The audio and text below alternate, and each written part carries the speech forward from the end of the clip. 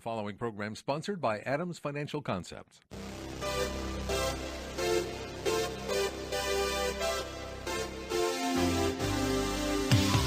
About money, a different approach to investing you won't hear anywhere else. Your host, Mike Adams, is a registered investment advisor and works with investment portfolios exceeding over $100,000 in net worth, and has a proven track record of managing long-term investments surpassing the markets in the long term.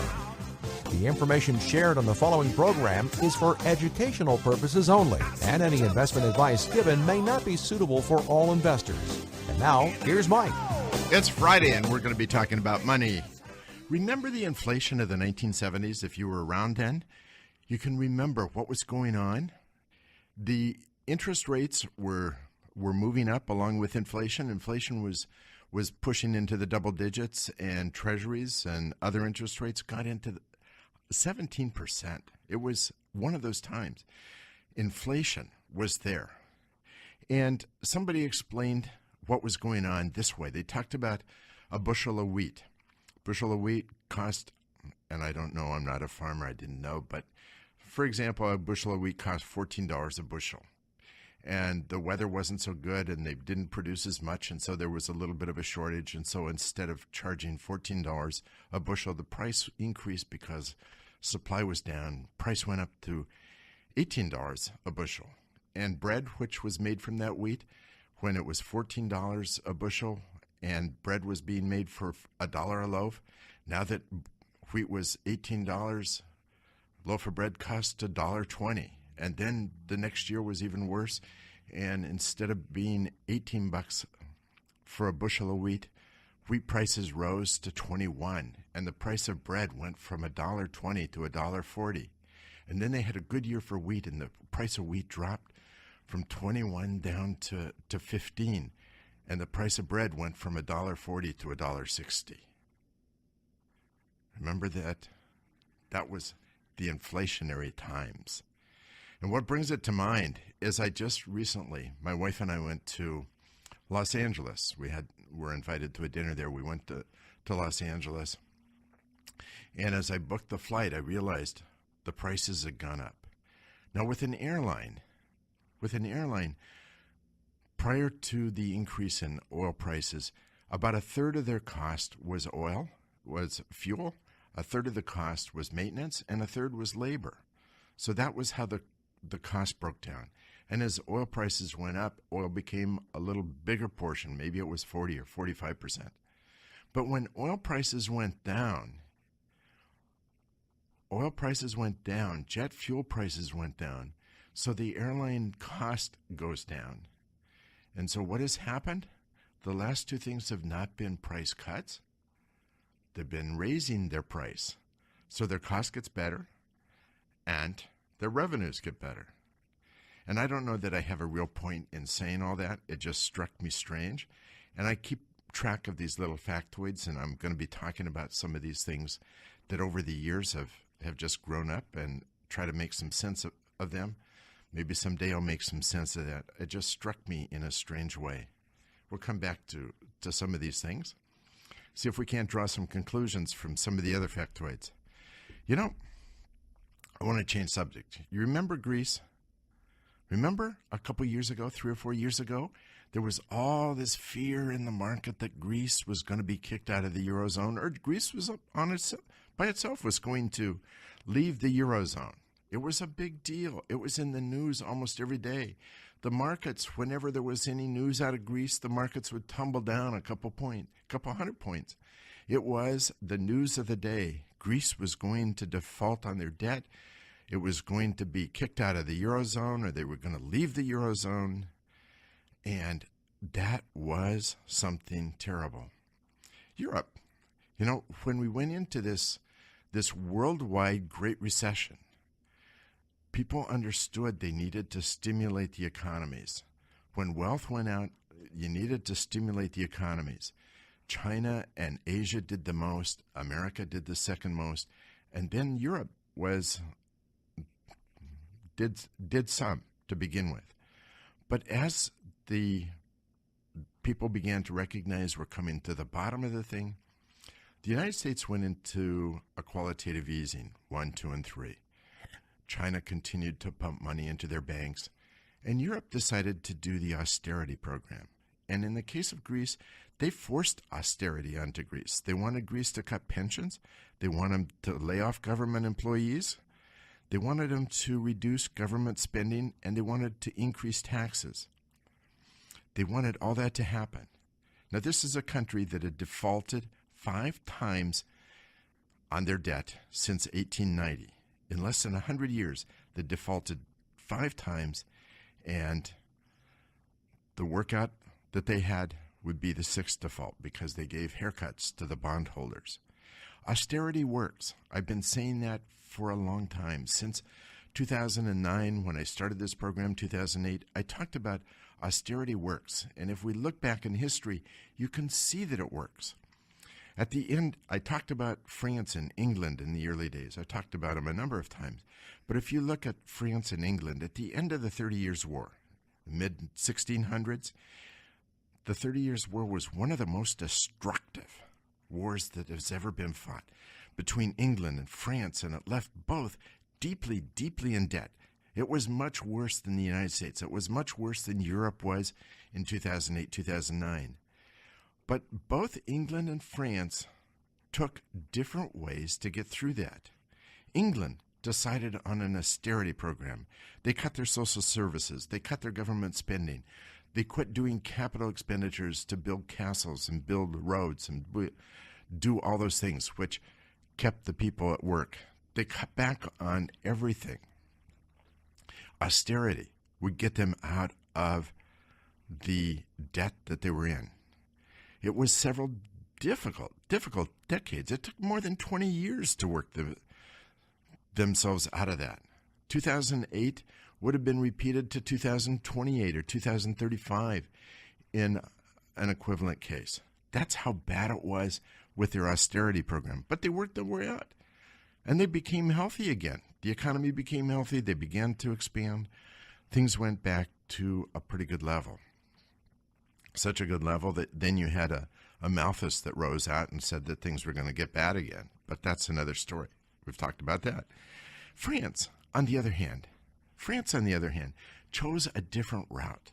Under Louis XIV, I call him Louis XIV, Louis XIV, he chose a different approach. He brought in Jean-Baptiste Colbert, and they took an approach of what I would call a default on their debt by installments.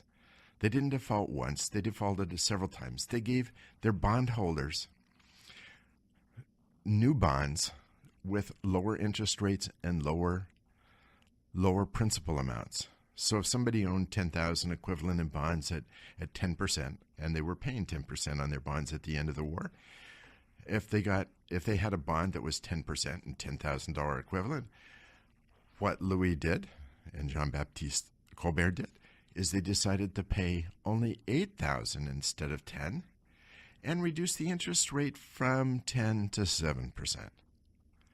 And after a few more years, and they were able to go out and borrow money again.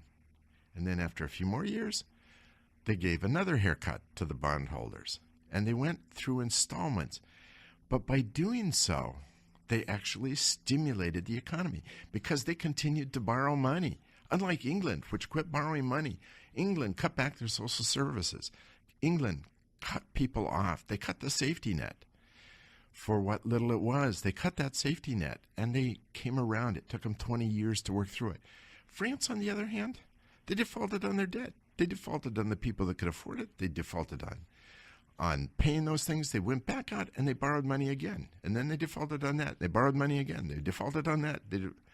They continued that process, and that would lead to a period of austerity, or not austerity, of prosperity.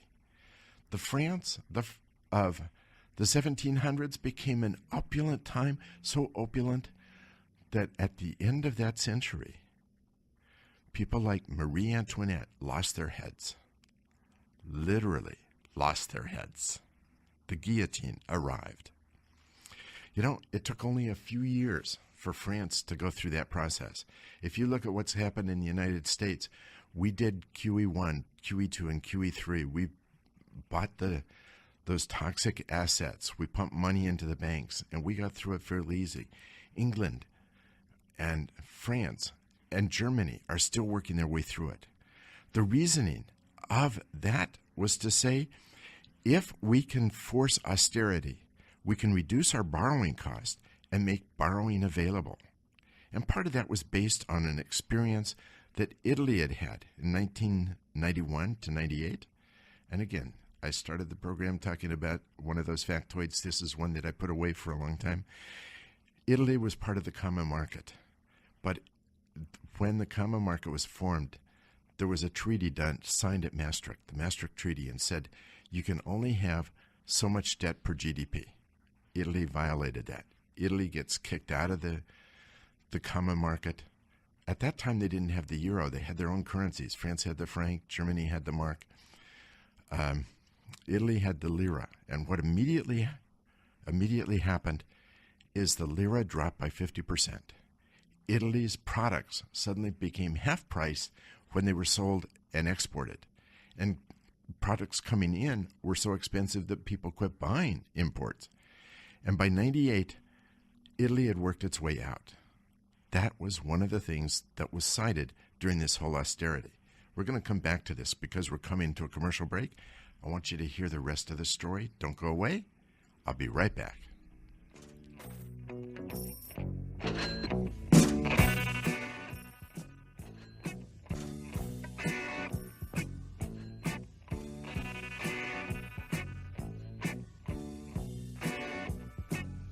Stay tuned. About Money returns in a moment with Mike Adams here on Business Radio 1300 KKOL.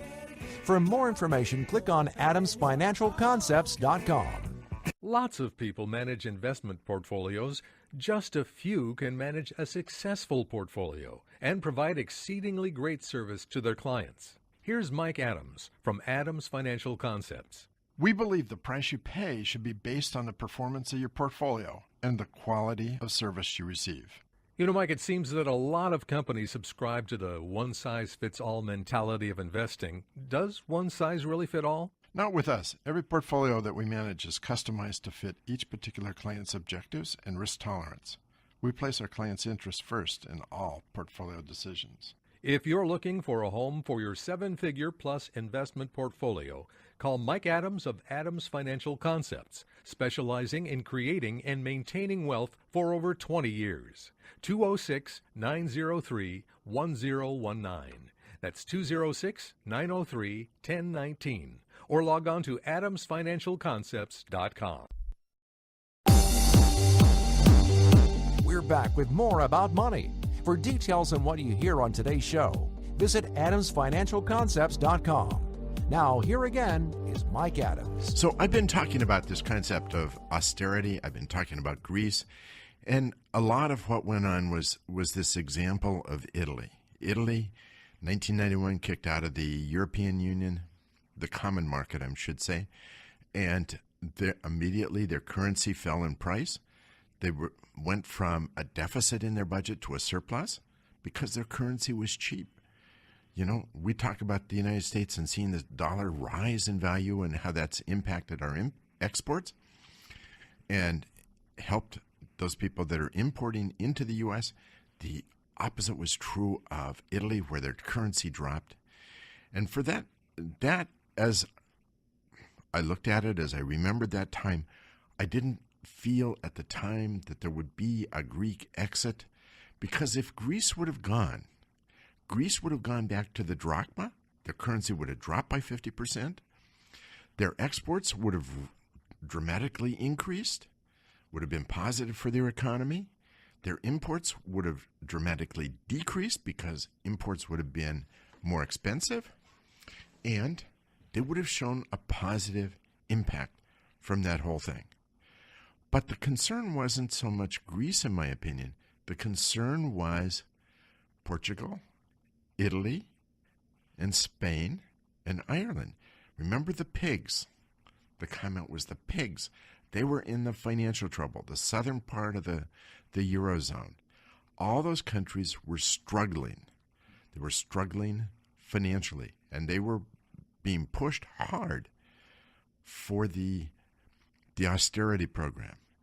And I believe the concern really was if Greece would have gone, Portugal would have followed, Italy would have followed, Spain would have followed, and the Eurozone would have come apart. Did that come out? I don't think so. Because if you're negotiating with somebody, pushing them to go through austerity and negotiating and saying you have to make really hard choices, you don't say, but if you don't, it's okay. No, it was really a hard negotiation. It pushed them in. And if you look at the impact of what it's done to Greece, they had negative GDP for 2009, 2010. 2011, it began to show some increase, not positive, but in 2011, it was only down 7.1. In 2012, it was down 6.98. In 2013, it was down 3.8. And in 2014, it went positive. Austerity did work. But it's had a huge impact because the bulk of businesses in Greece are under 50 employees. 99% of Greek businesses under 99 employees. But the impact it had is that 200,000 Greek businesses went out of business or moved to another country. The fact is, the estimates are that 10,000 businesses, at least 10,000 businesses, relocated to Bulgaria or to one of the other countries that surround Greece. And that is income that's been lost to that country. It's going to take some time, and it will rebuild. And some of their industries are unique to Greece, the tourism, the olives, and some of their businesses are unique to Greece. But it will have a long-term impact. Austerity works, but it's much more difficult. We're seeing Europe come around, and I believe that Europe will come around as we go forward. It's going to take another year or 2 or 3. Austerity works, but there's a lot of suffering and pain. Unemployment exists today at over 20% in a number of those countries, Spain and in Greece. Unemployment of 20%. The average per capita wage in Greece prior to 2008, in 2007, their average wage was 94% of the average of the Eurozone. Today it's 73%. Wages have come way back. Part of that, of course, is the number of people that were on pensions and the amount that was being paid on pensions. But part of it is just having 20% unemployment. You know what wage growth did in the United States? We had 10% unemployment that came down and is now at 5%. We're at 5% before we really begin to see wage growth, 5.5%. Now we're starting to see wage growth. But at 10%, we didn't see wage growth. In fact, a lot of people who left one job or were laid off at one job went to work at another job at a reduced wage.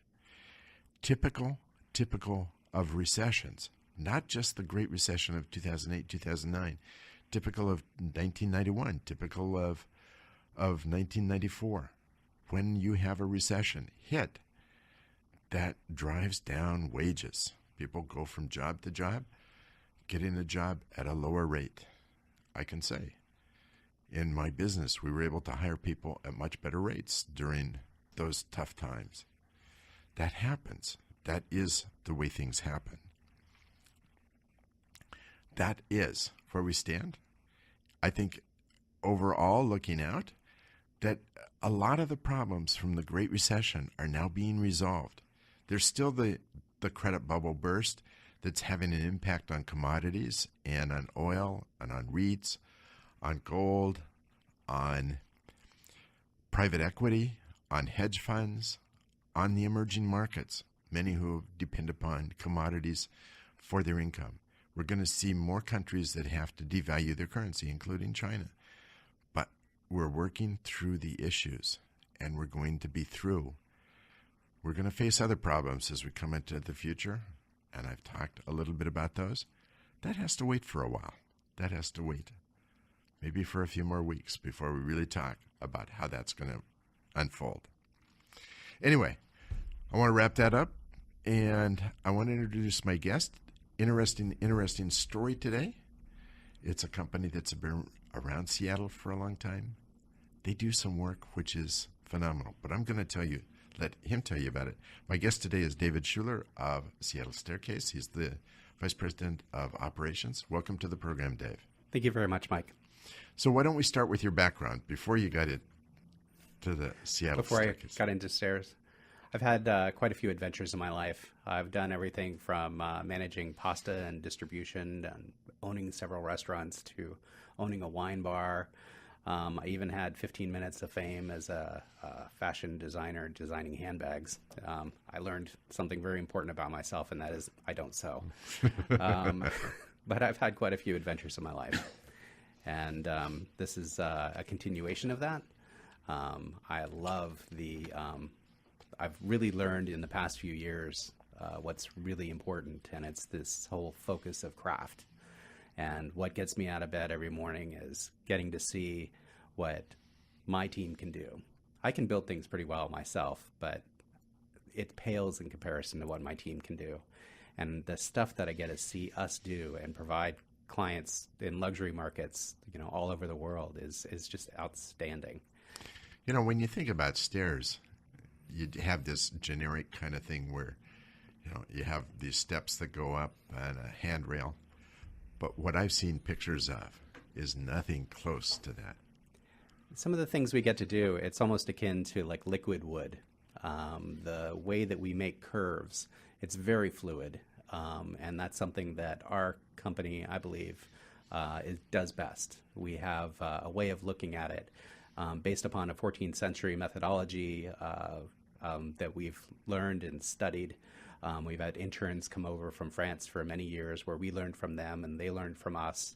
It's this really great symbiotic relationship we had for quite a long time with them. So let's come back and talk about this 14th century. It's kind of a long time ago. It is a few years. It's even older than I am, but it's hard to believe. But anyway. So there's a guild in France called the Campion, and we have a relationship with them that we've engaged from time to time over the past 10 years, where there's basically what's called the Tour de France. Mm-hmm. Most people don't know that the Tour de France isn't just a bicycle race, but it's actually a series of stages or stages that craftsmen will go to over the course of, and basically similar to college, but this is a trade where they go to different shops all around the country and sometimes out of the country. Seattle Stair and Design for many years was a place where craftsmen at the top of their game could come over here and learn more about stairs and learn more about the application of their craft towards what we provide the marketplace. And it was a really fun, relationship. We learned a lot. They learned a lot. So when you talk about stairs, it's not just about wood. It's not. We have engaged, in the past few years, our company has changed a lot. The marketplace has become, it used to be very traditional, almost colonial in nature, in terms of some of the design aesthetic, very traditional architecture. And what has changed is this modern, contemporary, and applying this traditional design sensibilities to modern architecture and modern expressions is something that we've done really well with steel and glass and sometimes new and emerging materials. We get called upon to do things when they get really difficult, and that's when we get to do our best work. So when you talk about glass, we're talking about not just the stairs themselves. We're talking about the handrails and the guardrails, and we actually are packing up a staircase right now that actually has a glass handrail. We worked with a glass artist. We understood their methodology of how they produce the art that they do, and we helped them with some tools so that they could perform their art to a level of technical mastery that would match the geometric form of the staircase that we had designed. So actually the graspable handrail on this curved staircase is all glass. So when you say it's a curved stairway, it's a winding curved stairway with glass treads, a glass guardrail, and a glass handrail which you can grasp a hold of. The guardrail that separates you from falling to your demise is a series of shards that are interwoven together upon these stanchions that are cut with a very special 5-axis machine. And it looks really easy when you look at it. And the more you start to study it from a designer standpoint, the more complicated you get to see how these interactions. We're going to come back to this and hear more about this staircase. So don't go away. We're coming to a commercial break. We'll be right back. More About Money coming up with Mike Adams on Business Radio 1300 KKOL. For more information, click on adamsfinancialconcepts.com.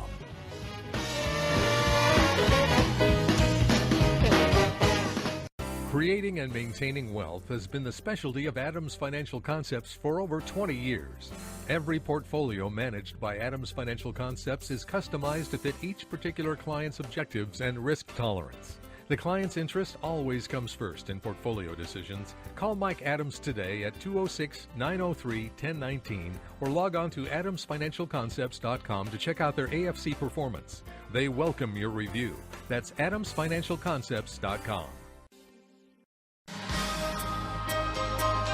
Now we return to About Money. There's more information waiting for you at adamsfinancialconcepts.com. Here again is your host, Mike Adams. So I'm here with David Schuler of Seattle Staircase. And one thing you mentioned was shards of glass. And I'm trying to get a picture in my mind. Well, let's see. The easiest way to describe it, in fact, the first thing I thought of when we looked at the conceptual pictures of this that we came up with through our design process with the client was in 1978, Superman the movie. Superman takes a special crystal that his father had given him, and he throws it at the North Pole, and it lands, and then the ice starts breaking and crashing, and all of a sudden this whole home builds up around him, and it's called the Fortress of Solitude.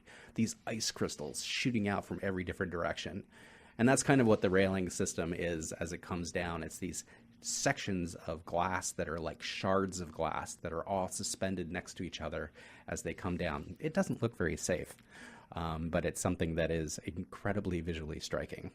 I would imagine. And the staircase itself is curved. Yes. So this takes a craftsman. This is not something you run on a machine and produce.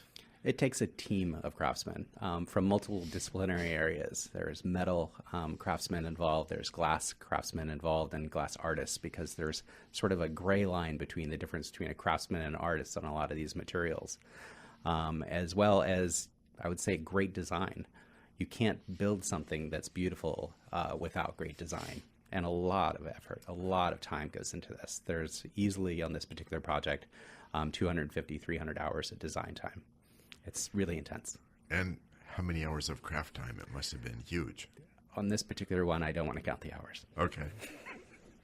So each one of these is individually designed. It's personalized design for the client. And are they primarily for houses? Are they primarily for condos? Are they for businesses? We do some commercial work with businesses, but I'd say where we've really gotten to do our best work is in the luxury market, and primarily in Hawaii, but we've done it in other luxury markets around the world. But Hawaii is a big market for us. These homes are, sometimes second, third, fourth homes for these clients, and these are magical places for them. They come here to be with their family and to have experiences, and it's almost like they're in a theater. And the staircase, much like a good story in a book, is like a main character in some of these homes. When you walk in through the front door, it tells a story when you look at it. It's telling you something. It's giving you a feeling. It's an emotional connection. And our clients, really bond with that. And, they sometimes throw some really interesting ideas at us. So tell us some of the interesting ideas. This last one is probably the most interesting, the glass one. It doesn't feel very comfortable when you look at it and when you're on it, and it's so decidedly different than, I would say, the space that these clients lived in before. It's a remodel, but it is a drastic remodel. It's completely unrecognizable from the place that it was before, and that's what they wanted. They wanted something that they've never seen before, and they wanted something that had never really been done before, and they came to us. That's incredible. So how does this happen? So how much input does the client have? How much input do you have? What? It's really this magic mix, and I'm going to use an analogy from one of my background in food. It's like a good soup. Sometimes there's a lot of client influence. Sometimes there's very little. Sometimes there's tremendous amount of architectural influence from the interior designer or the architect. Sometimes there's tremendous amount of input and ideas from the builder. And sometimes it's all happening at once. And it's our job to kind of balance all these different ingredients and put it all together to something that tastes really good, that can be delivered on time, that can be delivered at a certain budget. And through our craft, and what I said earlier, it gets me up every day, the idea of craft. We work really hard at making the most beautiful thing we can. That's incredible. So you mentioned the word budget. Yes. And when people mention the word budget, that means cost. It's the, So how do the you villain in control? the room. It's always the villain. Budget is something that we work really hard with because client expectations are great. Client expectations, they come to us wanting some of the things that they've seen before, believing in some of the things that we can do for them because of our unique place in the market where we have this great team of craftsmen.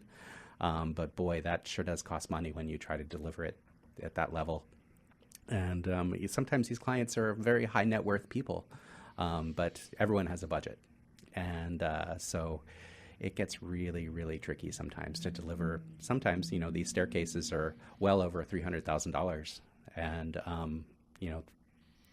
the client wants a $500,000 staircase, but they only want to pay $3. And I know that's a much different world than That sounds staircases like that you and that's I get good to for walk me. down every day. So if someone had an interest in getting a hold of you, how would they do that? They could email the company directly. And we have a team of people there that we all, take customer service very strongly and carry the clients or the architects or the design team or whoever comes to us through basically a stewardship of design.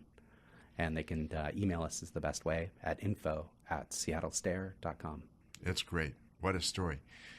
One of the things that's been a real pleasure on doing the radio program and having guests like yourself is hearing about businesses which you never really think about.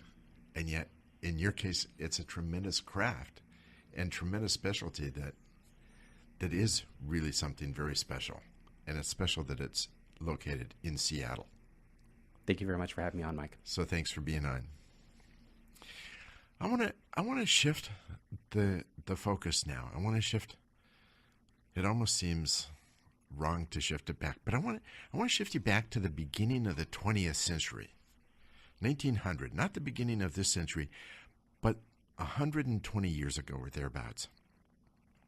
At that time, there were no gas cars, or there were a very few floating around. There was one horse for every 10 to 20 residents in each city. And as the cities grew, you needed more horses to carry the transportation and to carry the materials. And each of those horses produced 30 to 50 pounds of manure and 2 quarts of urine every day. In the largest cities like New York City, you had hundreds of thousands of horses and piles of manure when they swept up the streets that were 40 and 50 and 60 feet high. Not only did you have manure, but you had thousands of dead horses and goats and pigs and cattle, that lay there uncollected. Horse died, they just walked away and left it. Dogs and cats and rats. At times, you had 2 to 3 feet high of this mess. I don't know what else to call it. Manure, urine, dead animals. It was a time, when you see things about the turn of the century on TV and they have these nice clean streets, wasn't the way it was. There were actually people that were employed or that had made a business. When somebody wanted to walk from one side of the street to the other side of the street, you had these people that were sweepers that would actually clear the pathway, clear the manure out of the way. And especially when it rained, you can imagine what it would be like when it rained and everything came. But it not only was a mess and smelly, but it also resulted in a lot of diphtheria, whooping cough, typhoid, typhus, fevers, and diseases. It's hard to fathom today. But with all that, you didn't have people marching to clean up the environment. It was a way of life. And you had people that were concerned, for sure. You had government agencies that were concerned. What are we going to do? We've got these piles of manure that are 40 and 50 feet high. The reality is what happened is it cleaned up all by itself. Along came the automobile, and the horse dependence went away. And along with the horse, so did the mess in the streets. We're facing a time. How does that apply today? We're facing a time as we go forward when you talk about the world, and I've talked a number of times about the super cycle that we're in, a time of worldwide growth, which is going to be higher than the average. But even if it was average, you've got a super cycle that's coming, and two things are going to conflict in that. The impact on the world energy needs it's estimated that we're going to need twice the energy by 2050 that we need today. That means we have to generate twice the energy by 2050. And at the same time, when you have that amount of energy being generated, right now, if it was generated with what we have today, it would have an incredible impact on the environment, on the greenhouse gas, on climate change, on climate weirding. We have that issue to face. Two challenges. We have to increase the energy supply, and we have to reduce the greenhouse emissions. It's going to be an issue that we face, and yet I see some real hope on the horizon. Just as the automobile came along, I believe there's things that are happening today, will happen next year, and 5 years and 10 years, which are going to have a significant impact in reducing what we can call the mess in the streets with this energy.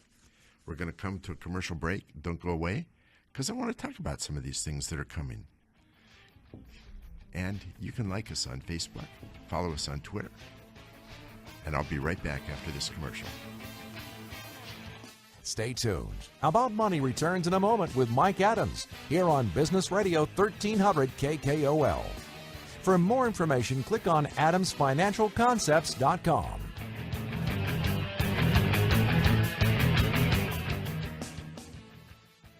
Lots of people manage investment portfolios. Just a few can manage a successful portfolio and provide exceedingly great service to their clients. Here's Mike Adams from Adams Financial Concepts. We believe the price you pay should be based on the performance of your portfolio and the quality of service you receive. Mike, it seems that a lot of companies subscribe to the one-size-fits-all mentality of investing. Does one size really fit all? Not with us. Every portfolio that we manage is customized to fit each particular client's objectives and risk tolerance. We place our client's interests first in all portfolio decisions. If you're looking for a home for your 7-figure plus investment portfolio, call Mike Adams of Adams Financial Concepts, specializing in creating and maintaining wealth for over 20 years. 206-903-1019. That's 206-903-1019. Or log on to adamsfinancialconcepts.com. About Money continues. Remember the website adamsfinancialconcepts.com.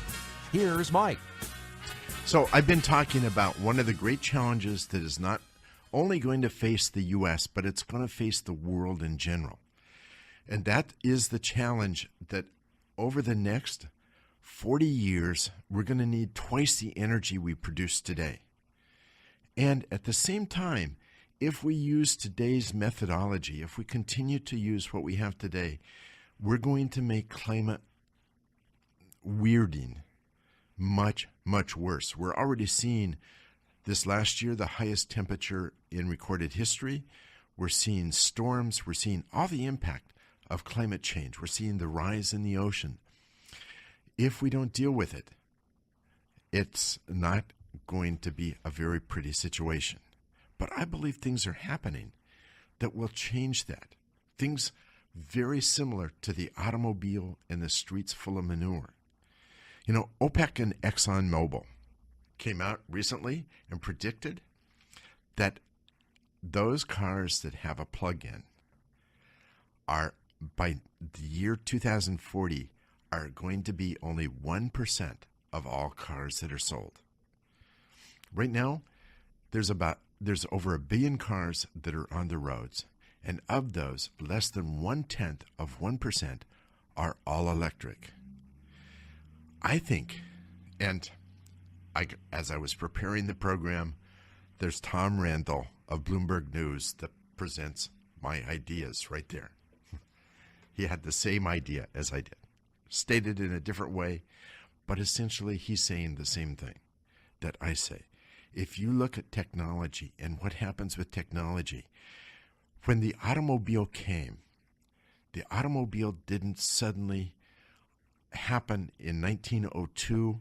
You had horses, and in 1903 you had automobiles. You had a growth curve that happened. And the growth curve began slowly, with a few people building cars and a few cars being purchased, to a curve that began to ramp up and began to get ever steeper. It's something we call the S-curve with technology, because it begins slowly and you go through a knuckle period of time where you get rapid increases, and then you eventually reach a mature market where things level off. You know, you look at the automobile today, we're in that level part. It's continuing to grow, but it's growing at a much slower rate than it grew in the 1910s, 20s, 1930s, 1940s. That's, I believe, is happening with the electric vehicles. I bought a Tesla, and I can tell you that is a phenomenal car. It's revolutionary, the way it operates, the way things happen, and it produces no emissions. Now, there's other issues to worry about because, I'm not paying gas taxes because there's no gas, but those are issues that will come along. Nissan, Tesla, and Chevrolet are all working on a car that will cost $30,000 or less. You know, the Tesla runs just basic at $85,000 to $120,000, out of the range of most people. But when you get down into the $30,000 range, people are going to begin to switch. The technology is going to go. The increase is going to be rapid. And by removing cars, you're removing 2 barrels of oil per year from the consumption. That's reducing emissions. That's helping with what's going on in the environment. It's going to be a very, very positive thing. And that's just one of the technologies. To give you an idea of the energy that we consume today, if you look at all the media, if you look at books, you look at newspapers, you look at radio, you look at TV, you look at movies, you look at all those things taken together, the entire media industry, entertainment, if you take that all together, it's $1 trillion a year. Compare that to energy. Energy is $7 trillion per year. We're also going to see some of the funny things that go on. And one of those funny things happened in Nevada. Because electrical consumption, we have many more electrical devices today, but they're becoming more and more efficient. Electrical consumption is only growing at about 1% per year. When you're an electrical utility and you're forecasting electricity in a forward basis, you're building a huge plant with a huge capital cost. And it reminds me, I went to school. I got my master's degree, my MBA at Carnegie Mellon. And one of the most beautiful sights I ever saw was sitting on Mount Washington, which is like Somerset Hill. It's not really a mountain, but looking down and seeing the steel mills with the flames going up. And at that time, we dominated the world market in steel. Think about Bethlehem Steel, U.S. Steel, Allegheny Steel, Inland Steel, J&L Steel, all those great steel companies. But what did they do?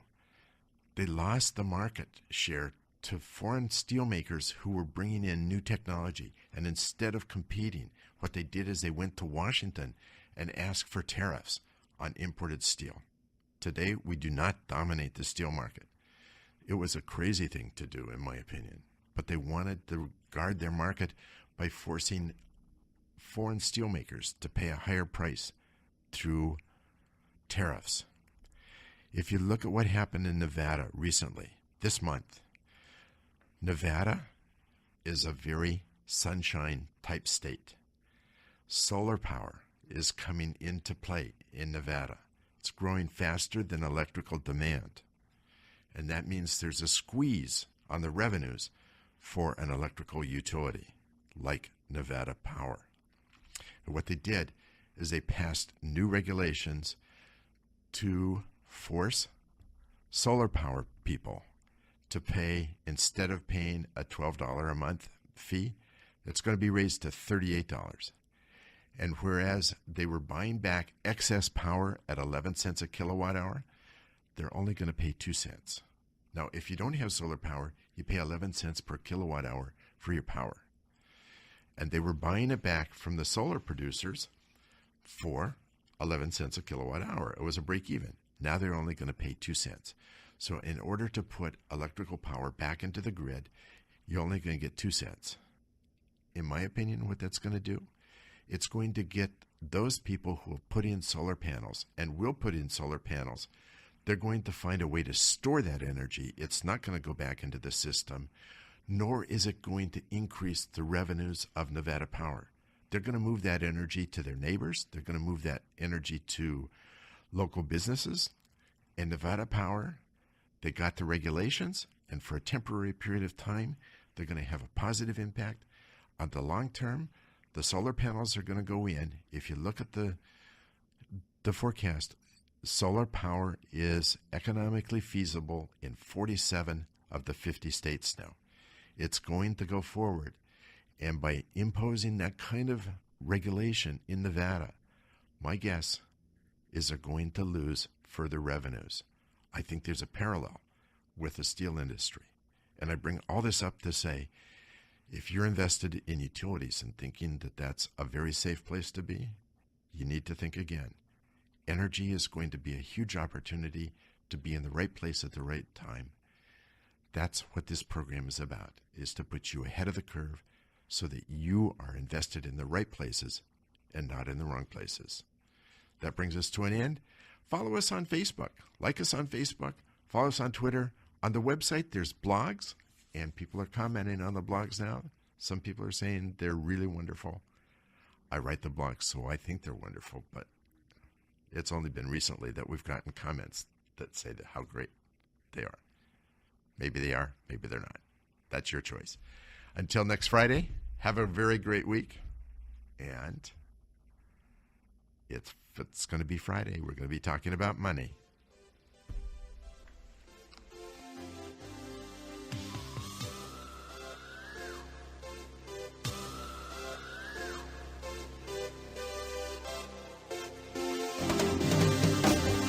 You've been listening to About Money with Mike Adams, a registered investment advisor. If you'd like more information about what you heard today, or about Mike's investment philosophy and strategy, or if you want Mike to evaluate your own portfolio, click on AdamsFinancialConcepts.com. That's AdamsFinancialConcepts.com. The information shared on the preceding program was for educational purposes only, and any investment advice given may not be suitable for all investors. Join us again next Friday afternoon at 3 for more About Money with Mike Adams, here on Business Radio 1300 KKOL. The preceding program was sponsored by Adams Financial Concepts. Creating and maintaining wealth has been the specialty of Adams Financial Concepts for over 20 years. Every portfolio managed by Adams Financial Concepts is customized to fit each particular client's objectives and risk tolerance. The client's interest always comes first in portfolio decisions. Call Mike Adams today at 206-903-1019 or log on to adamsfinancialconcepts.com to check out their AFC performance. They welcome your review. That's adamsfinancialconcepts.com.